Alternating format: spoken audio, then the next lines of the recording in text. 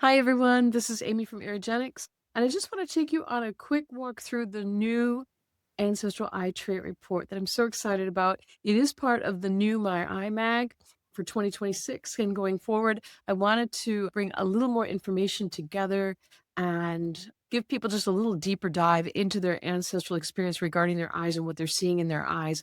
And so over this winter, I've recreated the My Eye Mag, but also created the new All Ancestral Eye Traits Report. So with that, with no further ado, let's go take a quick peek at my Ancestral Eye Trait Report. So what you're going to see here is, I'm going to make this a bit bigger.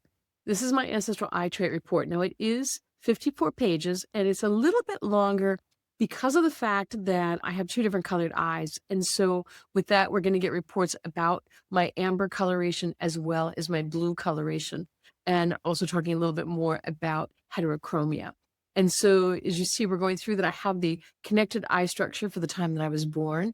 And what does that tell us about? What are some of the characteristics of the connected eye structure? Why is it connected eye structure? What tells us that?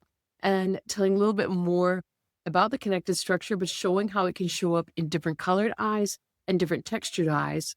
And then talking about that birth personality. What's significant for me when I'm working? What is important for me to know about my empathic tendencies and how to use my gifts? What are my gifts? How do I recognize them?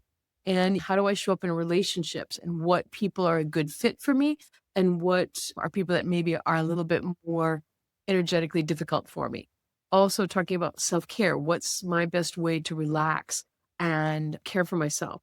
What are my internal motivators? What was I born with for motivational rings? Some people have 3 rings, some people have no rings, some people have a few different things going on there. Also talking about the color of my eyes, beginning with the blue, which is one of the newest colors on our planet, and then talking about the heterochromia. Now, my eyes are not true heterochromia, which is where one eye is completely one color and the other is a completely distinct separate color. Mine is sectoral heterochromia, where there's just a section that is a different color, and actually that section would be the white amber.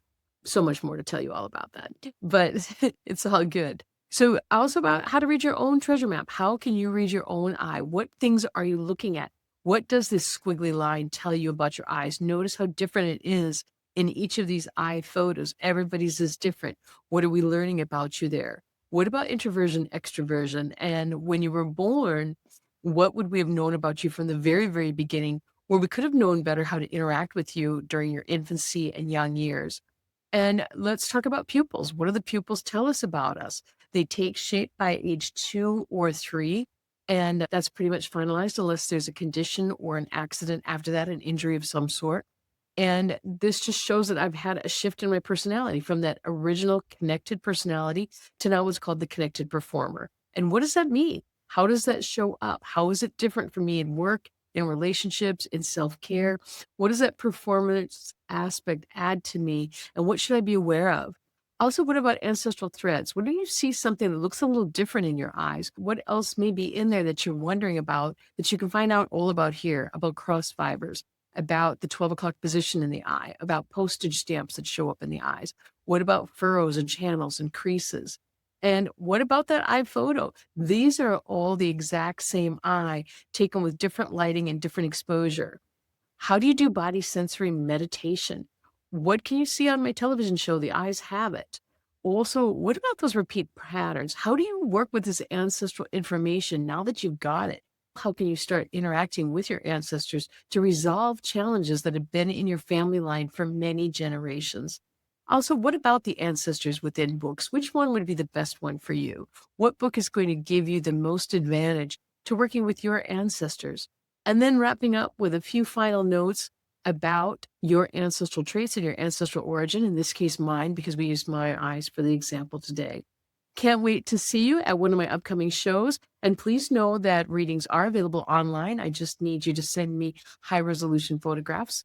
And thank you so much for watching today.